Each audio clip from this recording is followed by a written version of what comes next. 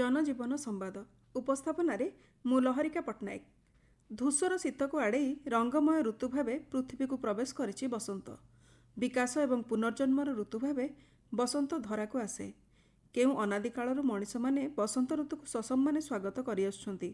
केवल देश नुहे विदेश रे भी बसंतोत्सव पालनर नियारा आयोजन देखिबाकु मिले। विदेश रे बसंतर स्वागत पई आयोजित होउथिबा एमिति केतेक पर्व संपर्क रे आसंतु जानिबा। जापान रे रंग बेरंगर फूल द्वारा बसंत ऋतु को स्वागत करा जाए। ब्लूम ऑफ चेरी ब्लॉसम्स बा हानामी नामक एही उत्सव रे फूल सजा सह विभिन्न पारंपरिक कला प्रदर्शन हुए। जापानी भाषा रे हानामीर आक्षरिक अर्थ हेउछि फूल को देखिबा। दर्शक एवं पर्यटक फूलर साजसज्जा भितर विभिन्न पारंपरिक खाद्य को मध्य उपभोग करती। जापान विभिन्न स्थान में भिन्न भिन्न समय चेरी गछरे फूल आसुथिबारु एही उत्सव पालन समय सामान्य भिन्नता देखा जाए। तेबे मार्च रु मे मास मध्यरे जापान विभिन्न स्थान में एही उत्सव पालित होइथाए। स्कॉटलैंड रे केउ आबहमान कालरू बसंतोत्सव पालित होई आसुछि। तेबे स्थानीय लेनार्क ठारे पिलामाने बेस नियारा ढंगरे बसंतोत्सव पालन करिथांती। एहाकु हुपिटी स्कुरी कुहा जाए। कागजरे बॉल परी गुला करी एहाकु सूतारे बांधी निज मुंड उपरे घुराइबा सह चर्च चारिपटे सेमाने दौड़ती।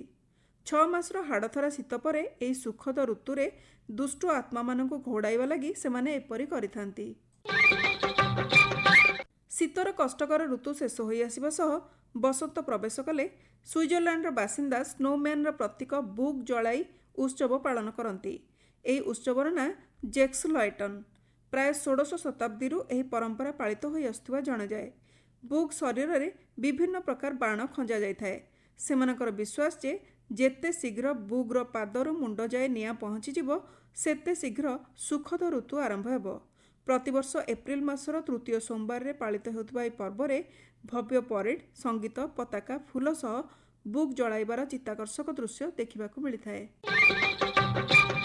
ऑस्ट्रेलियार राजधानी कानबेरा ठारे बसंतोत्सव देखिबा लागि लक्षाधिक लोकंक भिड़ जमे। एठारे सेमाने फूलर पर्व को उपभोग करिबा लागि जमा होइथांती। कॉमनवेल्थ पार्क रे फूल सजा भितरे रंगीन पोशाक पिंधि लोके बुलुथांती। एही पर्वर नाम फ्लोरिएड होइथिबा बेले एही अवसर रे संगीत, कला आदि विभिन्न मनोरंजन भित्तिक कार्यक्रम होइथाए। सेप्टेम्बर रु अक्टोबर मध्य एही पर्वर आयोजन करा जाउथबा बेले चलित वर्ष सेप्टेम्बर 13 तारिख रु अक्टोबर 12 तारिख पर्यंत दिन धार्य करा जाइछि। बुल्गेरियार लोके बसंतोत्सव मनोरंजन करने सह उत्तम स्वास्थ्यर वार्ता देइथांती। बाबा मार्टा दिवस भावे गत कई शताब्दी धरी सेठारे एही उत्सव पालन करा जाई आसुछि। बुल्गेरिया लोककथा अनुसार बाबा मार्टा जड़े वृद्ध महिला जी केवल सूर्य उदय हेबा परे ही हसीथांती। लोक विश्वास एही समयटी दीर्घ शीत ऋतुर शेष होइथाए। तेणु मार्च 1 तारिख रे सेमाने बाबा मार्टांको सम्मान करी उत्सव पालन करती एवं निज प्रियजन को मार्टेनिट्सी प्रदान करिथांती। एहा लाल एवं धला रंगर एक रिस्टबैंड होइथाए जहाकु स्वास्थ्य एवं सुखर प्रतीक तथा दुष्ट शक्ति सुरक्षित रखिबार उपाय भावे ग्रहण करा जाइछि। घरे एवं आखपाखर गछलतारे भी एही रिस्टबैंड सजा जाइथाए। बसंत ऋतु आरंभ हेबा मात्रे बोस्निया रे सिम्बुरी जाडा नामक एक उत्सव पालन करा जाए। एही शब्दर आक्षरिक अर्थ छणा जाइथिबा अंडार उत्सव। हजार हजार लोक नदी कूल मनोरंजन पई प्रस्तुत होइथिबा पड़िया कैम्बेरो बिकारे एकाठी हुअंती। पारंपरिक खाद्य सिम्बुर प्रस्तुतिरु एही उत्सव आरंभ हुए। एहा मुख्यतः अंडारे तैयारी करा जाए। सूर्योदय देखिबा लागि लोके रातिरे सेठारे तंबू टाणी रहि जांती। केते जण बोस्निया नदी रे भी स्नान करिथांती। जेनिका स्प्रिंग फेस्टिवल भावे एही उत्सव प्राय मासे काल चली थाए। दक्षिण अमेरिकार एक देश पेरूर ट्रुजिलो सहर रे 1950 मसीह सेप्टेम्बर शेष एवं अक्टोबर आरंभ मध्य ट्रुजिलो बसंत उत्सव पालन करा जाइथाए। एही समय दक्षिण अमेरिकार बसंत ऋतुर आगमनी सूचाई थाए।